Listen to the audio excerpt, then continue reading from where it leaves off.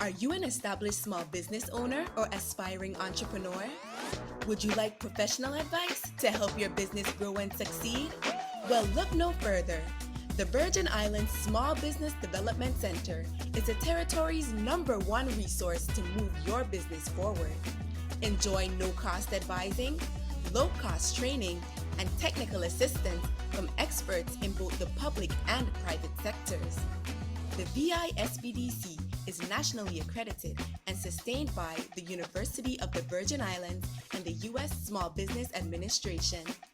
Visit us at our locations on St. Thomas, St. John, or St. Croix, and follow us on social media at VISBDC. For easy access to all our training and networking events, be sure to join our newsletter and download the VISBDC app. The Virgin Islands Small Business Development Center, here to help your business start, grow, and succeed.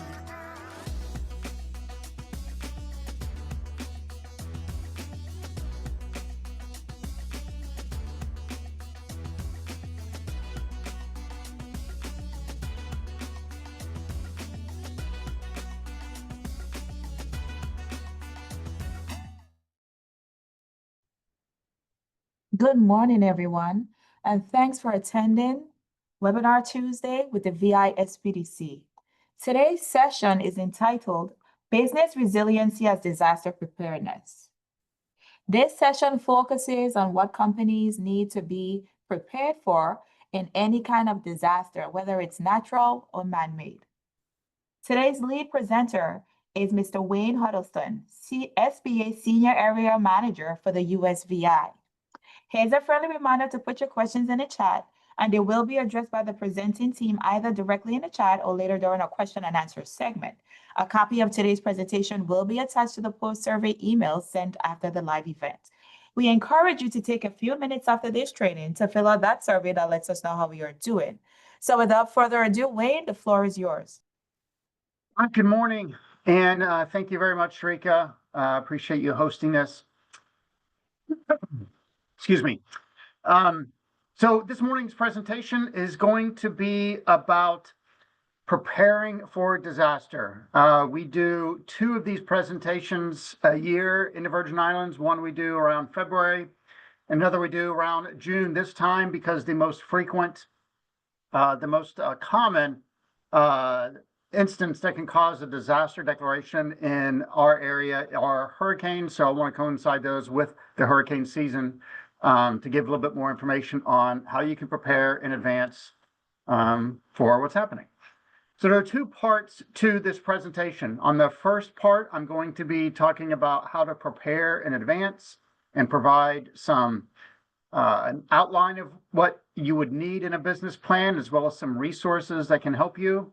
And then we'll transition to resources that are available to you to assist in recovery if a disaster does hit, what SBA's role in that disaster is, and how we can help going forward. But in the beginning, what I'd like to do is talk about preparation, and part of preparation is assessing your risk. And there's 2 different ways to assess your risk. There's a way in which you look at where you are geographically, what is common in your area. Here in the Caribbean, what is common are tropical storms or hurricanes during seasons. You know, sometimes there might be some minor earthquakes in our area. There's some other natural things that could happen. So you assess your risk. A lot of people, though, spend a lot of time looking at the data that show the prediction models each year for when a hurricane, since that's the most common hazard that we have to think about every year here in the Caribbean. People look at the models, look at the predictions of hurricane for the season, and then kind of plan their preparation accordingly. So I want to provide this example of hurricane seasons. So in 2017, the predictions ahead of that season were that we were going to have 11 to 17 storms, 5 to 9 would be hurricanes, and maybe 2 to 4 would be major hurricanes. And this is including the entire Caribbean. Last year, They predicted 17 to 25 named storms, 18 to 13 possible hurricanes, 8 to 13 possible hurricanes, with 4 to 7 major hurricanes, which is more in 2017. And then this year, it's back down kind of in between 13 to 19, 6 to 10 total hurricanes, and then 3 to 5 major hurricanes. What can you take away from this? So, nothing. So, what I want to emphasize to everyone is that there is no strong correlation between the number of storms or hurricanes that are predicted and the impact to our territory in any given season. You must prepare each year, no matter what the forecast is. As you can see in 17, they predicted a relatively minor year with less named storms, less hurricanes predicted, and less major hurricane predicted. But then that year, we had 2 Category 5 storms hit within 10 days of each other, one of the worst years on record. Yet that was predicted to be a lighter season.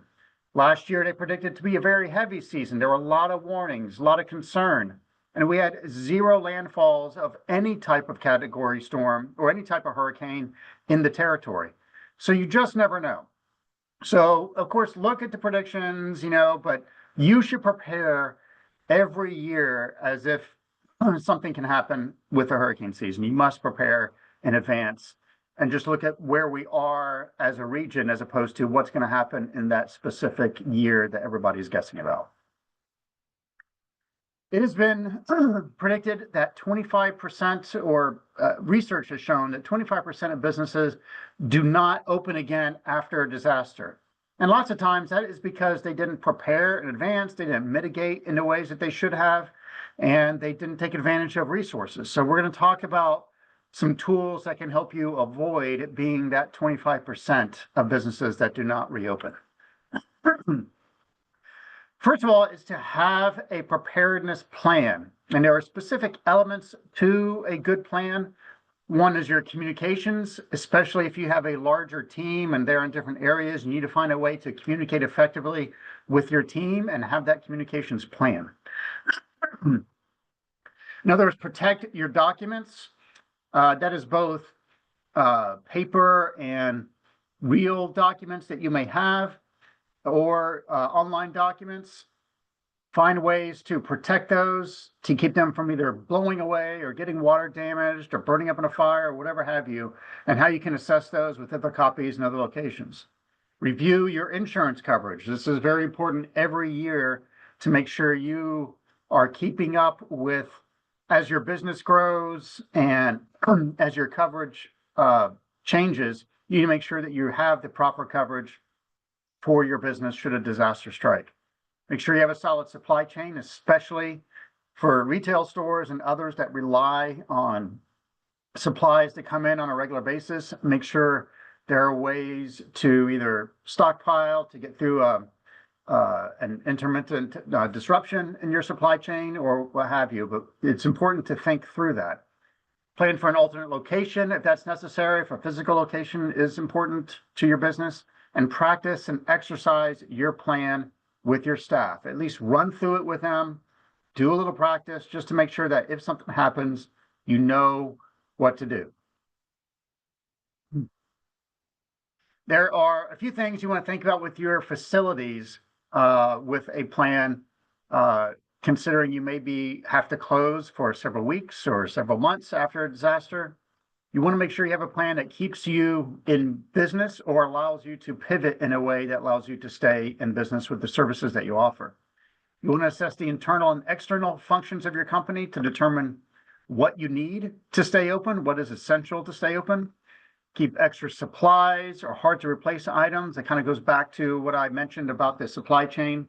If your supply chain is disrupted, you want to make sure you have a stockpile of essential items you need to stay open. And consider buying a backup generator to ensure you can keep your power running as needed. Anybody who was here during 2017, during Maria and Irma, power was lost to many areas for months. And so it's important to have a generator to keep things going.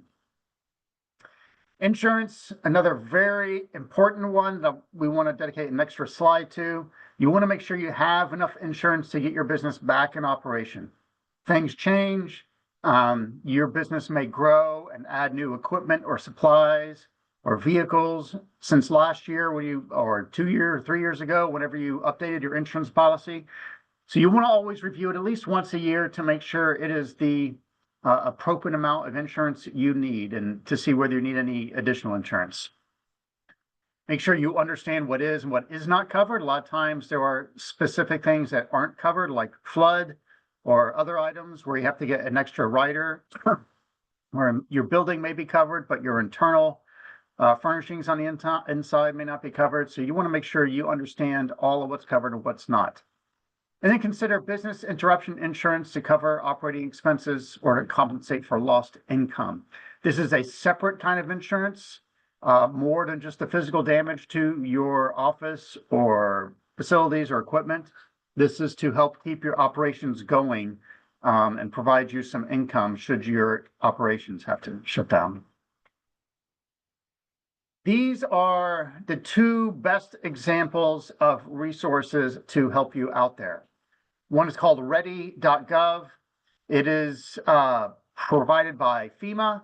They have a ton of outstanding resources. They have business plan templates. They have information on insurance coverage, on how to assess your risk, how to do a business assessment of the hazards in your region, how to do all sorts of things to prepare your business ahead of time for a disaster.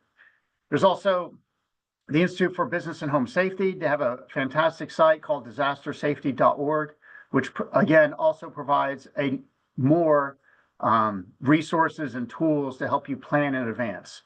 The key for all this is just thinking in advance of a potential disaster, potential hurricane, and prepare accordingly. And think out the box. Just spend some time, spend an hour sitting with your staff or sitting with your partner, whoever you have that helps run your business, and think through all the ways in which your business can be interrupted by a disaster. So many people did not see the disaster of the COVID virus in 2020 and how that impacted. Most of us here think about our natural disasters that impact us, but COVID really threw a lot of businesses for a loop at that time as well.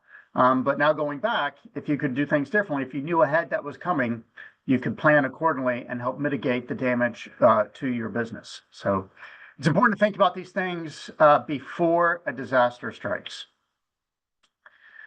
But at some point, disaster will strike again here in the Virgin Islands, whether that is a hurricane or some other type of disaster or fire.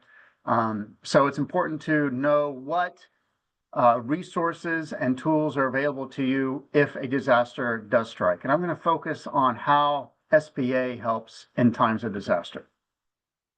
So our role in a disaster is to be the primary source of federal assistance to help private property owners pay for disaster losses that are not covered by insurance or other recoveries. We offer low-interest loans. These are not grants, they're loans. But they're also for not only business owners, but they're also for nonprofits. They're also for private homeowners and renters to help them get their houses rebuilt so they can return to work. These are low interest, long-term, really good rates on these loans to help businesses get and the economy recover faster than it otherwise would.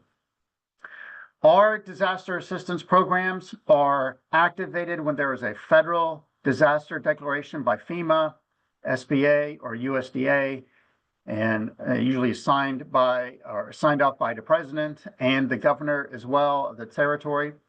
We keep a running list of all the disasters in all the counties across the country that have an active disaster declaration. You can visit lending.sba.gov, search disaster. This link will give you the full list. You can put in the Virgin Islands, you can put in a specific island, St. Croix, because we consider the islands counties in that database, and you can look up what disasters may be in effect for that area. Sometimes people aren't aware that there is a disaster declaration. For instance, we had one last year this time that was for drought in the territory that covered St. Croix and I believe St. Thomas as well. A lot of people may not have known because it wasn't a hurricane or something that was as obvious, but we did offer some assistance to business owners who had suffered damages due to drought. So it's always important to check in on that every once in a while. For our loans, again, they are loans, and you do have to have some basic requirements to qualify for these loans. One, your eligibility to damage property, it must be in a declared county. This is especially important here in the Virgin Islands because a lot of people have property that can be damaged that is mobile. So a lot of people have boats and charters that they can move around. And we've had instances in the past where a business owner who was trying to do the right thing and keep his boat, his charter business, out of the way of a major storm, left the island and moored his boat just across over in the the British Virgin Islands because it was a more protective cove in the hopes that his boat would not be damaged or would not be sunk. However, when we had Irma and Maria came through, his boat was damaged and it was sunk, but it was sunk in the British Virgin Islands. And even though he operated his business was licensed in the U.S. Virgin Islands and had always been here, since the boat physically was not in a disaster declared area, and that means a U.S. disaster declared area, then it could not receive U.S. funding in the form of SBA loans. So it is important that the property must be in a declared county. It's very important. You have to have a basic credit history. Now there are very low bars set for disaster loans, but if your credit history is really bad, with a really bad credit score, and especially if you have shown a history of not paying back any previous federal loan or disaster loan, then you will not be able to be approved for an additional loan should a disaster strike. So you want to make sure that you have decent credit history, and especially that you have, if you've ever taken a federal loan in the past, that you have been paying those back. And then you must show the ability to repay your loans. This is really important for assessing how much you can be approved for. So if your business is reporting a very low income year after year, perhaps that business is trying to avoid a tax obligation, and then a disaster strikes, well, SBA is going to look at tax forms to see what you report as income for that year. And if that's a really low amount, then your loan approval amount is going to be really low because you must show the ability to repay it. And if your documented evidence that's reported officially is showing that you don't have the ability to repay a much larger loan, then you could be limited in what you receive. So I'm going to talk about the different types of SBA disaster loans and how they're a little bit different. So we have loans that are specifically meant for homes and personal property.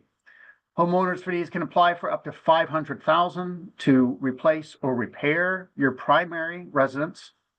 Renters can borrow up to $100,000 to repair personal property that may be inside a building that is rented, that is damaged. Secondary homes are not eligible. However, some rental properties, if they are as a business, they could be eligible under a business physical disaster loan, but that's different. Usually secondary homes are not eligible. Proceeds must be used for upgrades or additions to the house. Proceeds cannot be used for upgrades or additions to the house. They must only be used to address the damages caused by the disaster. Now, there is an opportunity to perform some mitigation. So let's say maybe a house did not have good shutters on the house before a storm hit and things were damaged. And then now afterwards, everything's been repaired, but you'd like to install shutters to mitigate against that damage next time a storm hit, then that could be added to the loan, but it has to be shown that it is for mitigation. You can't necessarily just add another bedroom to your house and ask for more money to do that and just do an addition. It has to be for mitigation. Payments and interest are deferred for 12 months. So when you receive a loan, you do not have to make any payments for 12 months. You can if you want, but you do not have to. I've seen instances where many homeowners and businesses, because this also applies to business loans as well, will go and get the approval of the loan and then receive the funds in their account, and then they will hold it. And for 6 months, they just won't touch it. They'll try to get through. And if they realize at the end of that 6 months, 7 months, or close to 12 months, that they don't really need to take that loan and they do not prefer to have that debt on their backs, they can just return that money to SBA and no interest had accrued, no payments were due, and it's done. It's just fully paid off and returned back. So this provides a really nice, convenient window that can help people. Interest rates will not exceed 4%. They are usually below 4%, but they don't exceed 4%. That depends on a number of factors as to what that interest rate exactly is, but it's typically around the 3 to 3.5% range in my experience. You have up to 30 years to repay the loan, very long term, and collateral is required on loans over $50,000 for home and personal property. Physical disaster loans for businesses are a little bit different. On these, you can qualify for up to $2 million for your businesses. These also apply to nonprofit organizations as well. So just to cover disaster losses, again, not fully covered by insurance. Proceeds from insurance coverage on business property can be deducted from the eligible loan amount if you do have insurance. It may be used to replace or repair real property, machinery, equipment, inventory, fixtures, and leasehold improvements, real assets of the business that are needed to run a business. But again, it cannot be used to upgrade or expand your business in any way, and you can use up to 20% of it for mitigation. The terms are largely the same. The only difference here is that if you do have credit available elsewhere and in the assessment of your application, you could get a loan in another place. You don't need to take a public loan from the from federal and use federal resources to get that loan. Then you can still get a loan, but the interest rate is higher. It just will not exceed 8% as opposed to 4% if you do have credit available elsewhere. If you don't have credit available elsewhere and you can't get a loan to help, then it would go back to the normal, like I said, 3 to 3.5% is what those usually fall into, but they don't exceed 4%. The terms are the same, no interest payments for 12 months, 30 years to repay, collateral required if it's over $50,000. And then there are what we call economic injury disaster loans. These are loans specifically to help cover expenses due to the disaster or debt payments that you need to make. Especially if you're not receiving income during that time because of the disaster. A lot of the other requirements are the same. You can get up to $2 million.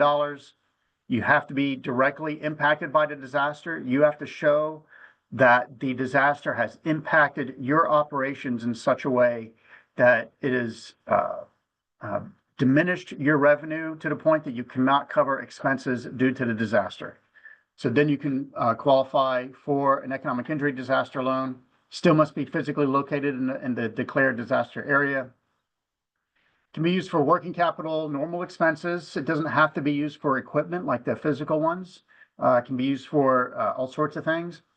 But still, it cannot be used for an expansion, to buy fixed assets, to refinance debt or pay out bonuses or those types of things. It must be used specifically to address issues for the disaster.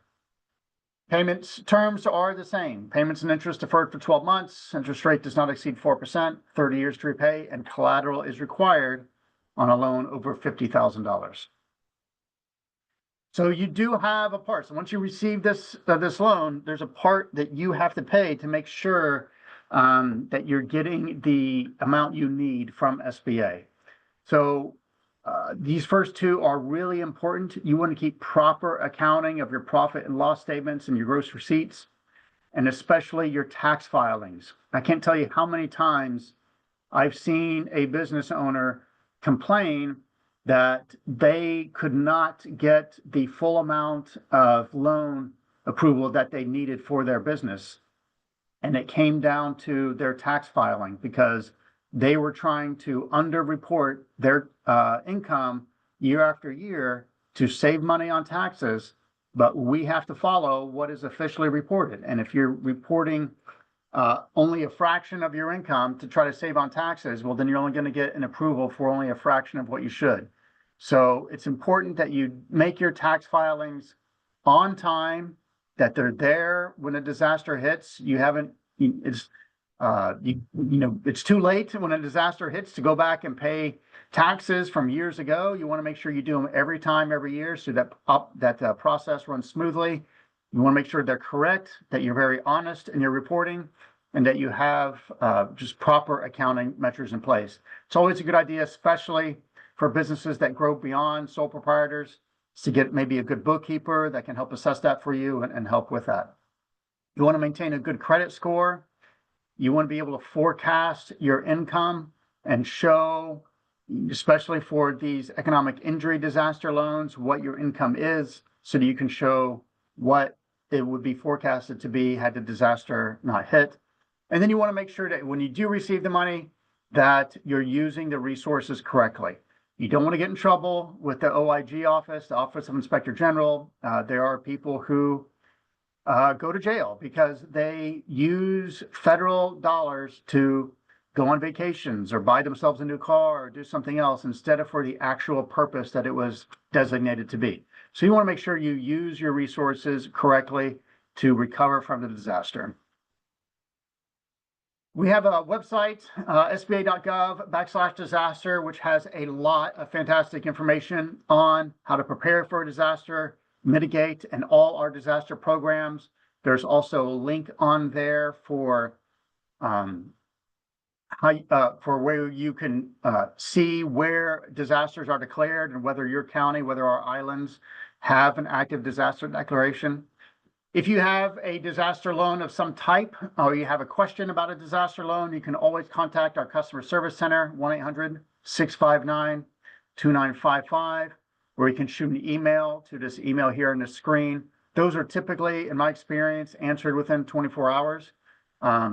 So you can pose any question there as well. If you are asking a question about an existing loan that you may have, one tip I have for you is it's very helpful to just put that loan number in the subject of your email. If you're using this email, it enables the person responding to you to be able to look up your information much faster and just solve whatever you may need much more expeditiously. There are also some resources here that can help, especially when it comes to creating your business plan. SCORE, the Veteran Business Opportunity Center, and then of course our host today, the Small Business Development Center. They have staff there that are experts at developing business plans and experts at mitigation plans and disaster planning and preparation. And they offer these services free of charge. So you can just make an appointment, talk fully about your business, what's going on, and they can help you in all sorts of ways to prepare in advance. Then if a disaster did hit, they are close partners of ours. We share all the information of what we're doing with the loans, when disasters are declared, how to take advantage of disaster loans. If we have centers that are set up locally, they will know where those are. So you want to stay in touch with them as your local resource in times of disaster as well. So that's it for my presentation. Like I said, a very short presentation, but if there are any questions, I'd be happy to answer them at this time.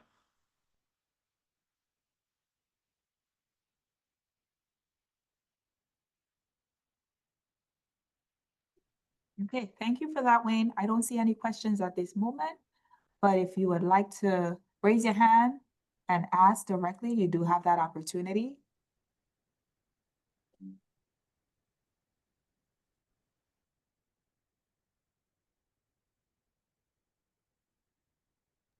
Okay, Wayne, I guess it was straight to the point. Well done, well executed. I don't see any questions at this time. So I do want to close out and say that the VI SBDC has so much more in store for you as VI small businesses. You can visit our website at www.visbdc.org. Download the VI SBDC app on your mobile device from the appropriate app store. Like and follow us on Facebook, Instagram, Twitter, Google Business. And you can subscribe to the VI SBDC YouTube channel for new uploads of our on-demand webinars. We do encourage you to visit our training portal. I'm going to go ahead and share my screen so you can see the upcoming events that we do have. We have basic tree pruning. We have VBOC on June 25th. They're going to be presenting Introduction to Business Planning. On June 26th, we have the Ripple Effect, How Small Steps Lead to Large Wins. We have Weighing Back on July 8th, SBA Federal Contracting Certifications. We have Securing Government Contracts, Networking Strategies That Work on July 10th.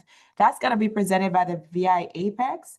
On July 15th, we have SBA back again. Wayne is going to be presenting Financing Solutions for Exporters. And we have many more webinars to come. I just want to take a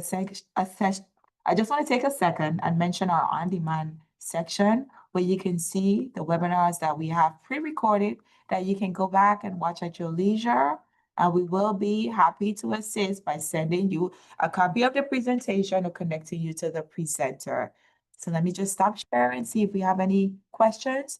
We don't. So on behalf of the entire VI SBDC network, Wayne, it's always a pleasure collaborating with you on this initiative. And we wish everyone in attendance a safe and productive day. Thank you very much.